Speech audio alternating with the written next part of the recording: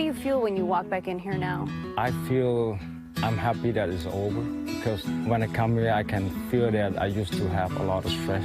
North Carolina farmer Tom Lim spends his time tending to his crops. Just try to grab the bottom, like the base of the mushroom. But for 20 years, all he knew was chickens. You have no space to walk here because the chicken, so all you got to do is just like scare them or move them away so you can have your space to walk. The 4 barns on his property were crammed with the birds as part of a factory farming operation. You have no control over what you do in the poultry house, because everything you do is you work under their control. Lim raised the chickens for a poultry supplier. He provided and was paid for the labor. Everything else in the supply chain, from the chickens themselves to the feed, was owned by someone else. At the height of production, this farm was home to more than 100,000 chickens at any given time, a job that required work around the clock every single day of the year. We hear a lot of stories of farmers who have been chewed up and spit out by factory farming. There was a 2014 USDA study that determined that at least 20% of poultry farmers live at or below the poverty line. I went through a lot of debt. Matter of fact, I still owe a lot of money to different credit card, bank. It's really stressful. Lim went into debt, taking out loans to make upgrades to his operation to keep up with the demands of the supplier. What didn't last was the poultry contract. Lim says it was abruptly canceled, leaving him with empty barns and no way to earn a living.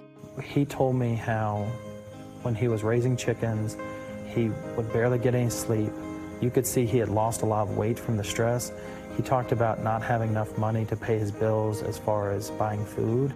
He turned to the Transfarmation Project for help, an organization helping factory farmers transition from livestock to self-sustaining plant-based operations. One of the first steps, repurposing and transforming one of the previous chicken barns into a thriving greenhouse. And what's growing here? So we have different kinds of beet, red swift. You don't have a company who's telling you how to build the structure. It's up to you. You also, as the farmer, own the crops. So you own the lettuces, the mushrooms, the tomatoes, the peppers, whatever.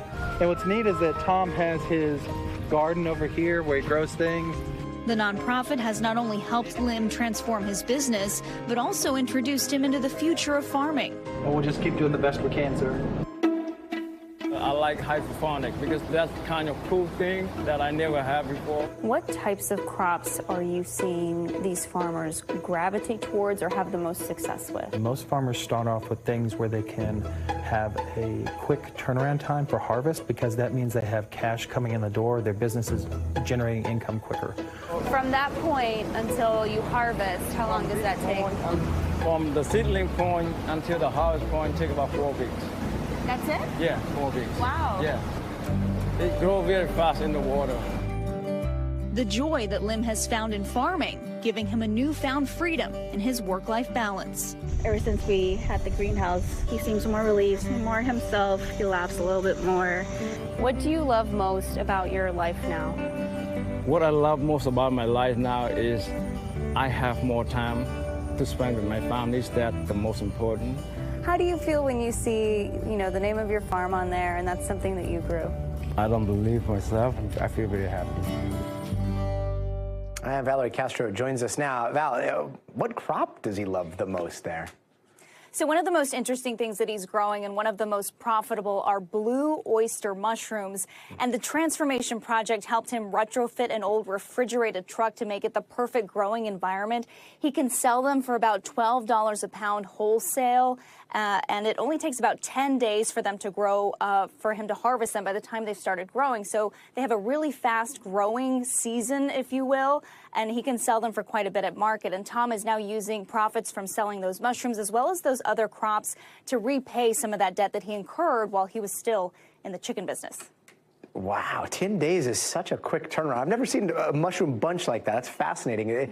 I imagine this is like a very scary change for some farmers that might be watching this and thinking, wait a minute, like, how much is it going to cost to make a switch like this? Can you break down a little bit more about how that organization is helping them?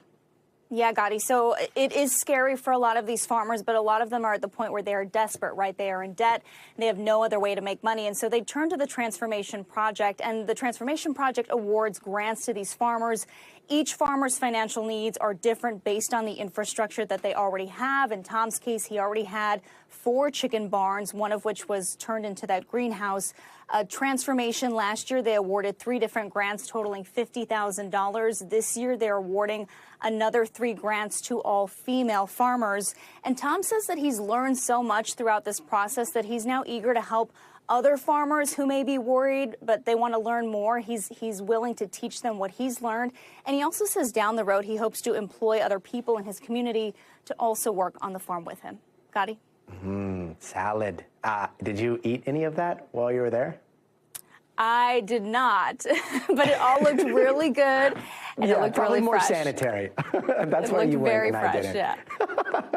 Valerie Castro, thank you so much. Sure.